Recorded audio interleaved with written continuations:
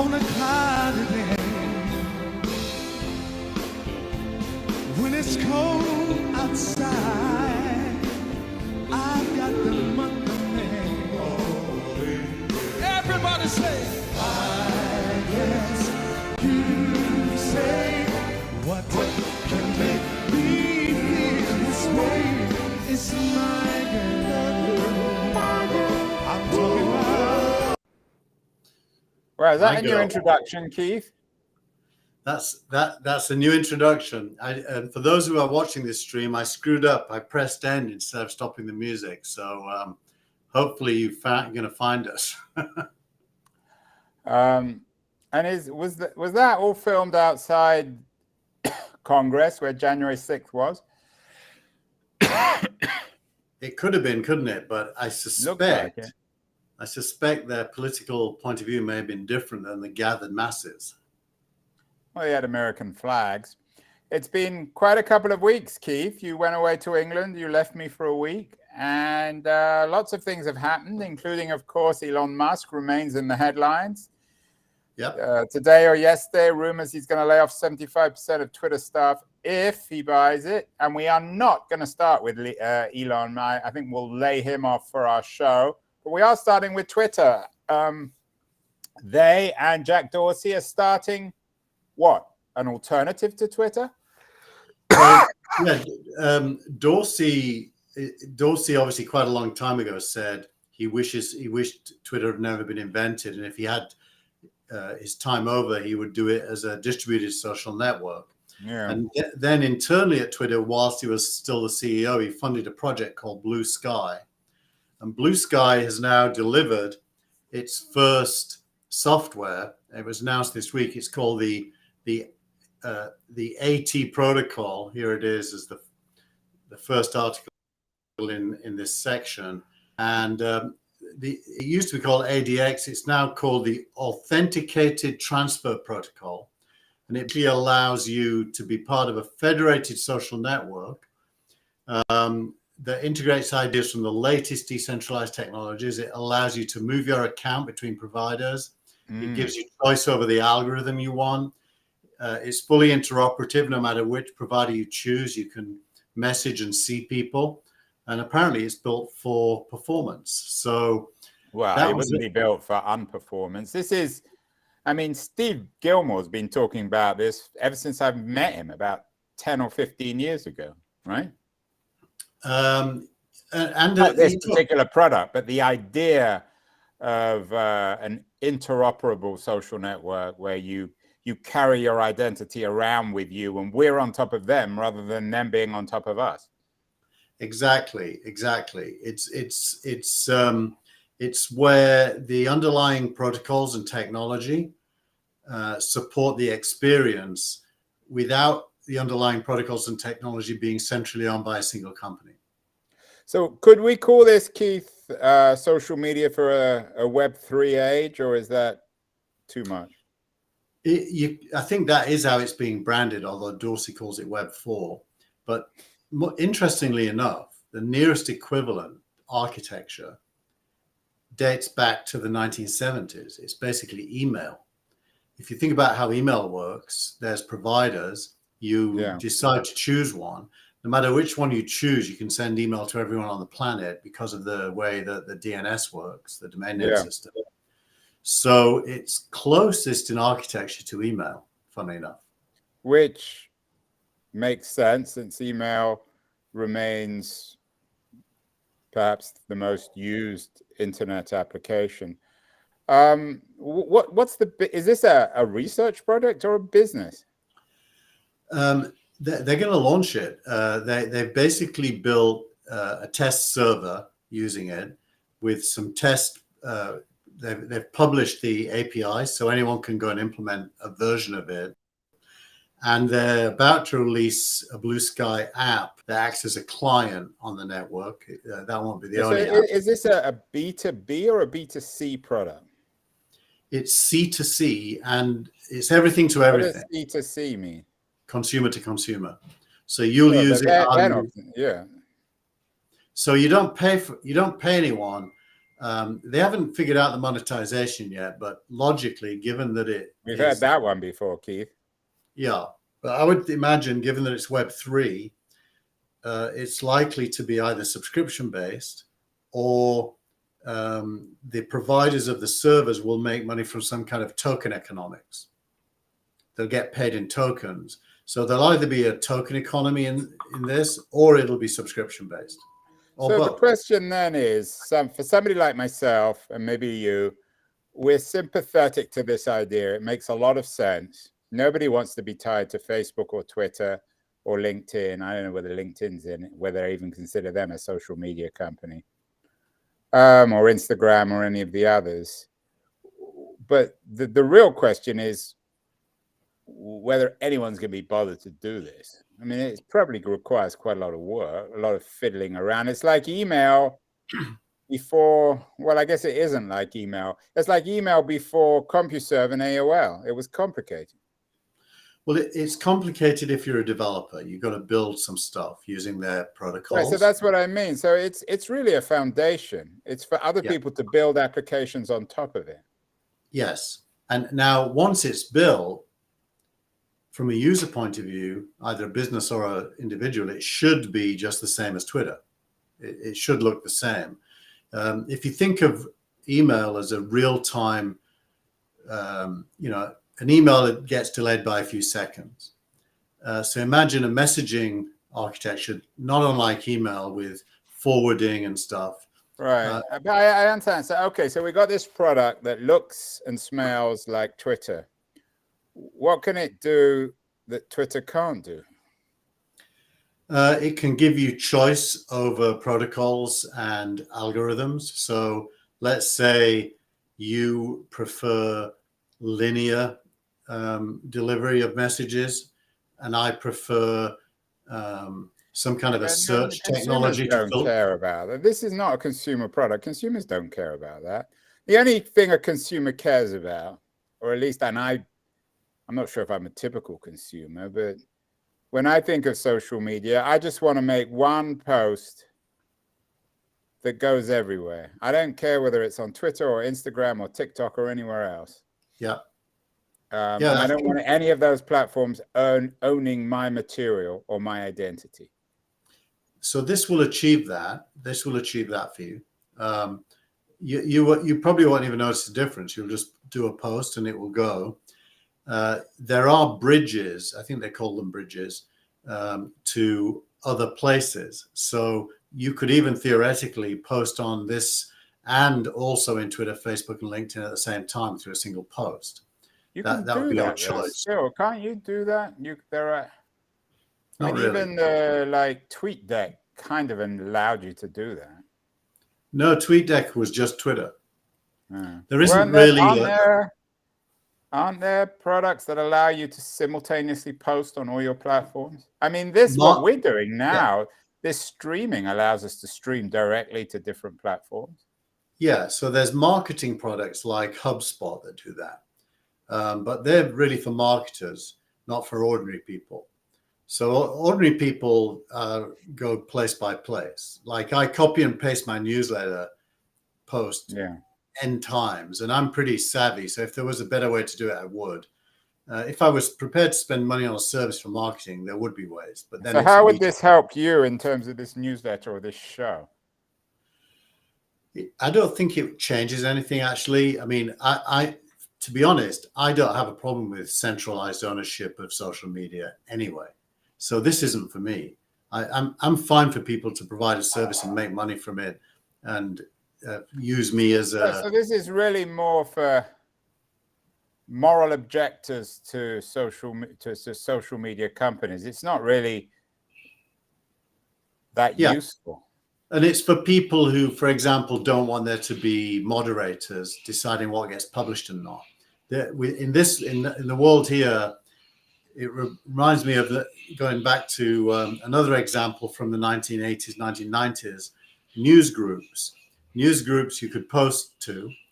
And I remember the police visiting me in London asking me to monitor news groups when I was an ISP. And I said, I don't have any control over news groups. All I can do is show you them, but I can't. Right. But But it still doesn't allow you. I mean, if you wanted to post something that Twitter wouldn't allow, that's not going to help. They're still going to take it down. Yeah, I think that's true. To me, I don't. Maybe I'm just not getting it. Somebody in the audience says we saw this play out with ICQ and AIM and Yahoo and MSN Messenger. Is that right? I think they were different. So this is Josh Stevens, who I know. Josh, hey Josh. Something played out with those guys, which was competing protocols. This is a bit different. This is saying let's create an infrastructure level protocol and let everyone ride on top of it. So theoretically, at least, it's closer to IRC, if you remember that standard, which was a chat standard, or it's close to the early real-time messaging standards. I forgot what it's called now, but there was an open standard for that as well. So it isn't really. Well, Josh is saying we had interop. By the way, Josh was at AOL, so he knows what he's talking about. Yeah. He says we had interoperability protocols. And he says we got Buffer. He says there is a product, BUFFR, that lets you post Buffer's true. There is, but it's a bit geeky. Well, that's what you're describing sounds very geeky. I wonder, in a broader kind of strategic sense, as Facebook, the dominant social media company, seems to be retreating in part from social media and focusing on the metaverse, whether there's a broader opportunity here. Well, I think what's happening is a lot is changing. One of the things I put in this week's newsletter and is the end of apps. This is Peter Levine from Andreessen Horowitz interviewing Jeff Schmidt, the CEO of a company called Apollo GraphQL. And what they point to, it's actually a stunning interview because it made the mist clear from my eyes over what we're really witnessing right now, is the cloud and data and intelligence are becoming the center of the universe. And apps, which used to be the starting point where a product manager would come up with an idea and build an app and then ship it. I've done that. We're going to move away from that because apps are now going to be simply windows on a very rich, intelligent cloud, like a much souped up version of Siri or Alexa compared to what we see now. So they say, look, in the future, there's going to be raw data, then there's going to be intelligence on top of it, and you'll be able to ask and get answered almost anything, including extrapolations about the future. And things like DALL-E and GPT-3 represent some of the earliest indications of what they call composable AI. That is to say, AI that can be put together to create things that didn't exist before. So who should be most worried about this? Google?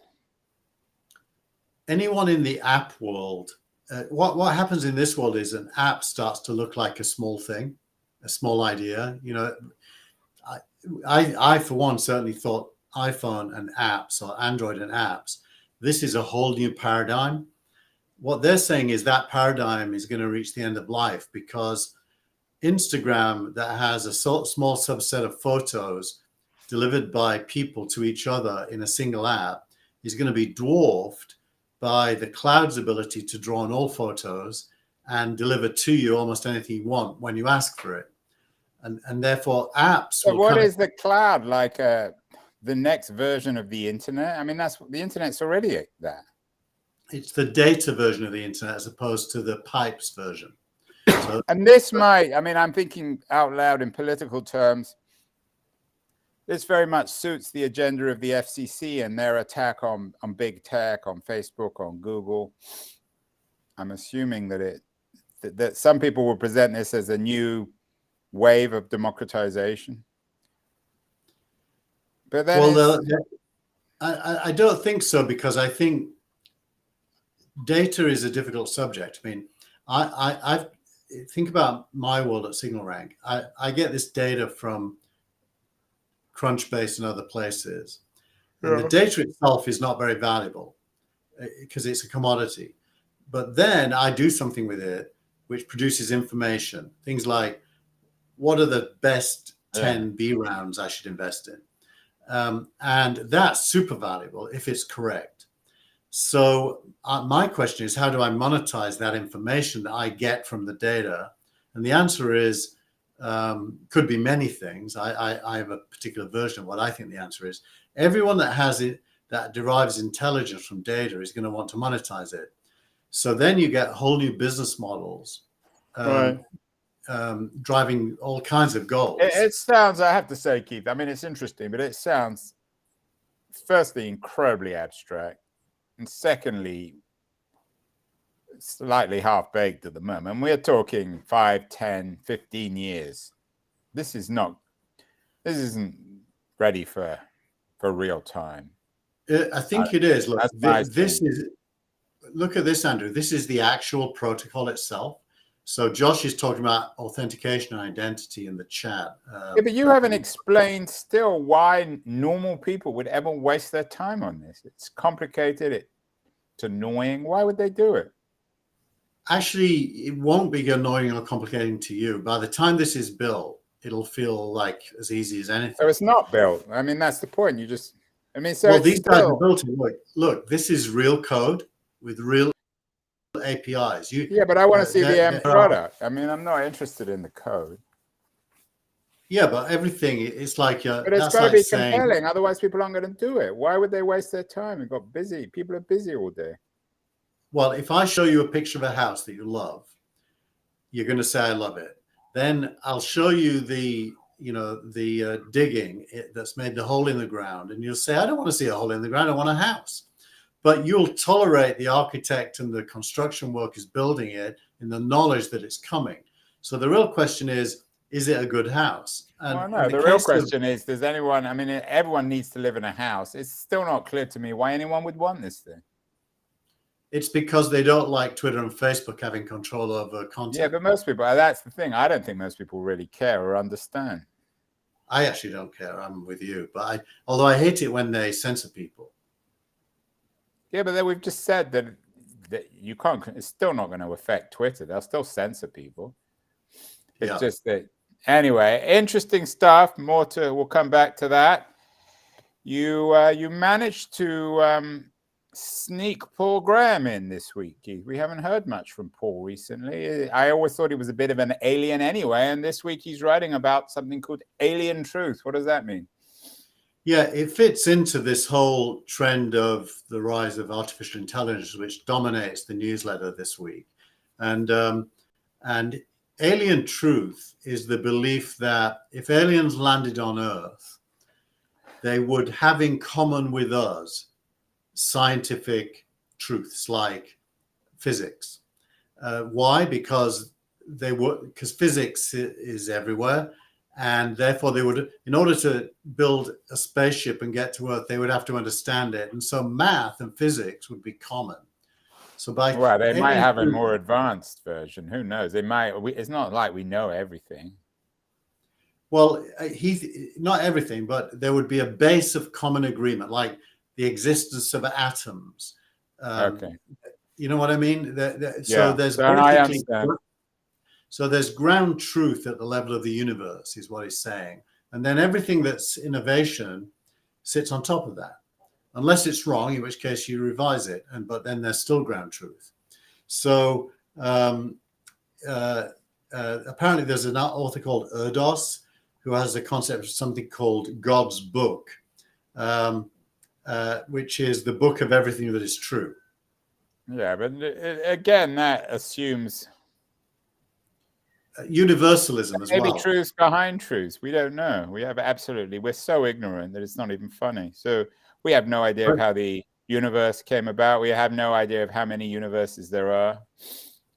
But we do know some things. I mean, put it this way, you're not an extreme relativist where everything is open for question, are you? Yeah, there are some things you know to be true. And he's just focused on those. And he's saying those things which we know to be true are universal. And that's not just on the Earth. They're universal. Yeah. I mean, the interesting thing is if you or one of your fancy VC friends ends up in New Guinea, would you have much to talk to the indigenous tribes there? Do you share? Yeah, water, heat, light, Yeah, well, that's fair. how So what's far you his can travel. what's his point? He believes in alien life or what?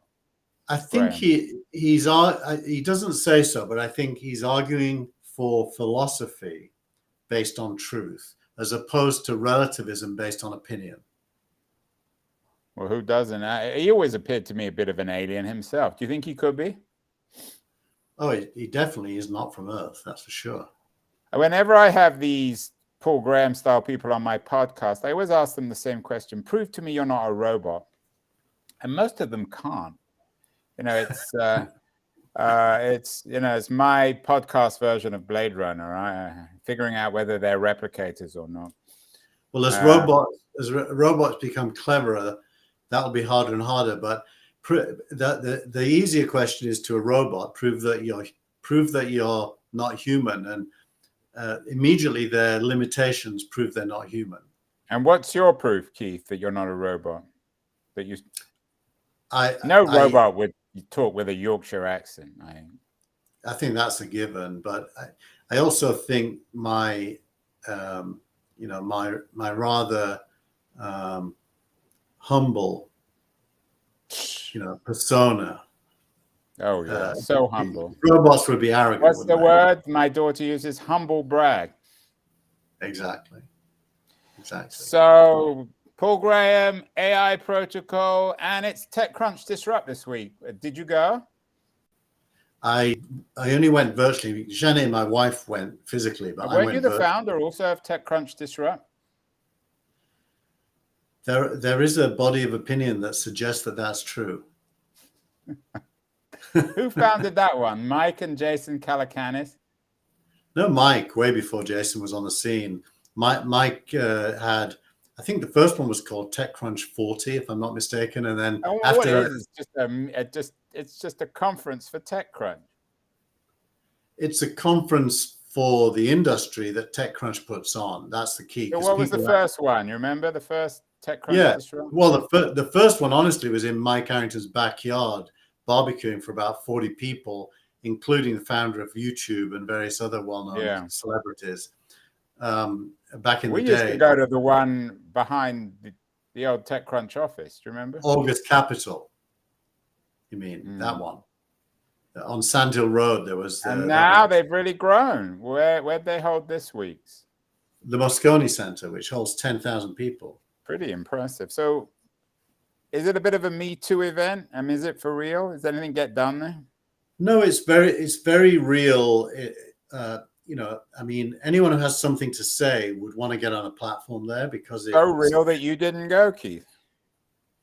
I didn't go because what I'm working on can't be really spoken about. It's still a bit secret. That sounds like Wittgenstein, didn't he say? The other truth is they didn't invite me, which may remain true even when I can speak about it. And what happened? Anything? Who won all the big contests? Anyone interesting? What was the big theme there this week? The theme was really what's changing in the architecture of software, and a little bit physical material. That's the same stuff we're talking about: AI protocol, platforms, plumbing, blah blah blah. But also, side things like Dustin Field, who just sold Figma to Adobe for $20 billion, was interviewed about why he sold it. And he tried to say it wasn't for $20 billion. I'm not sure if you really need to ask that question, do you? You would think that was true, but that wasn't his answer. So obviously, well, of course it's not. No one ever admits they sell it for the money. Exactly. Anyway, but it was good. I think there were 3,000 to 4,000 attendees. Impressive. It's always nice to see a product. I mean, it's always easy to scoff at stuff, but the fact that they build it up from a small event to this major event is impressive. And a little birdie told me, Keith, that the startup of the week is a TechCrunch Disrupt company. It is. It's called Minerva Lithium, startup of the week, and Minerva Lithium is two. I'll be back. 1 second, Keith. Someone's at the door. Continue. Sure. I'll explain it while you're answering. So Minerva Lithium is two Indian women founders, and they won. And what they do, you can see here. I wonder if it'll play. No, it's not going to play, but I will tell you what they do is they extract lithium from the material that it sits inside. And the way you do that is you have to flush it with water and separate all the elements and have lithium at the end of the day. So lithium isn't mined, it's extracted using water from a superset of materials, which is gravel-like. And what this company has done is reduce the amount of water required to extract a large amount of lithium, and is a leader in productivity in terms of This is lithium. good. I mean, Teal famously said they promised us flying cars and all we got were 140 characters. This sounds like a useful product. It's useful if you're an EV car maker or need batteries. And by the way, the runner-up was also a material science company. And there's a lot more, we see it with the COVID vaccine. Science is becoming very practical these days. And some of the things you can do based on the learnings of the last couple of decades are now transformative of various human behaviors. So it's a big deal. That's good news. Sounds like there's a lot of good stuff going on. No doom and gloom, no economic collapses. And finally, tweet of the week, Keith. Yeah, our tweet of the week is from Hunter Walk. Hunter Walk, for those who don't know, Hunter is a venture capitalist, but actually he used to run YouTube at Google, which is where he made his name. He's a super smart guy and a nice guy as well. And he tweeted something that caught my attention. Given this whole discussion about data driving applications, startups are 50% idea, 50% execution, and 50% knowing how to use the data correctly. Now, this appealed to me, firstly, because that's 150%. So I thought it was funny. And secondly, because the truth is the idea is only about 2%, not 50%. It's really execution and data. And the last one wouldn't have appeared on anyone's list until very recently. So I think it's really sensitizing everyone. What does it even mean? I know.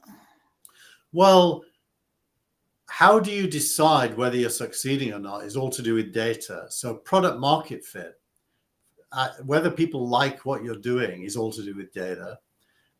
So data is really the source of knowledge for any human endeavor, the empirical side anyway. So he's just pointing to the fact that you can't just have instinct anymore. You need to have informed instinct. And data is where the information comes from. And that's true in venture capital, which, by the way, he can't do because no single individual has enough data to make good choices when it comes to investing. So they're all instinct until SignalRank comes along. Then we'll see if we can change it. But mostly it's instinct. So you say he's arguing that SignalRank hasn't come along yet? I thought it already exists. It does exist, but it hasn't impacted Hunter yet. It will. Well, if Hunter, if you're watching, you're going to be impacted like a comet, like one of those asteroids that hit the Earth.